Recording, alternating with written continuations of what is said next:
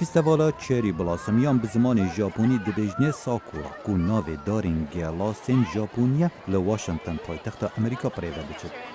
اف دارو درختن بتنه بریوان گل نسبی و پیوازینه جوانیا که تایبت دوی دم ساله دا ددتا باجری.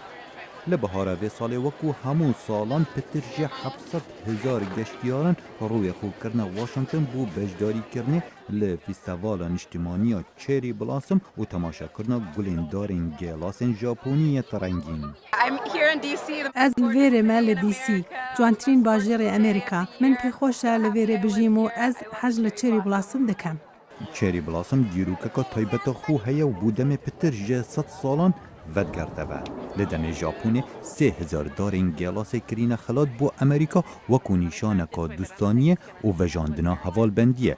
لورا زور آساییه گشتیاران به جلو برگ نتوین ژاپن لفستیوالا چری بلاسم یا واشنگتن ببینی.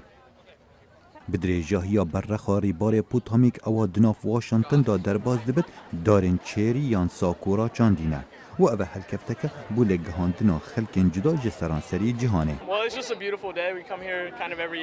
روزه که خوشه از هر سال جباکور ورجینیا تیمور هر درفتک هبه از تیمور گلکی خوشه خلک جسرانسری جهانی تیمور افجینگه که خوشه چندین چالاکی دوی فستیوالی دا دینکرن و بدریجه های چندین هفتیان پریوده چد آهنگ و ستران شاهی و سما دینکرن و به تایبت لبردم پیکر توماس جفرسون کو ایک جدامزرین نرین امریکا و پیکر ابراهیم لینکن 16 همین سروک امریکا.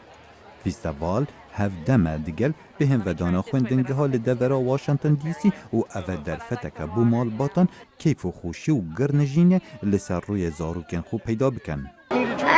از مارینم از لپولا سیما از لویر مجبر که اوه دیمنه که جانم. سردانا و هجمارا مزن آگشتیاران بو واشنگتن در فتک بو کارداریه که به صدان دکان فروتنا دیاریان و خارنگهن لسر اوتومبیلان بسر جادن باجری بلاف دبن و دناف یاری و حنکن ریبارا دا بازرگانی خویا بچیک پریوه دبن.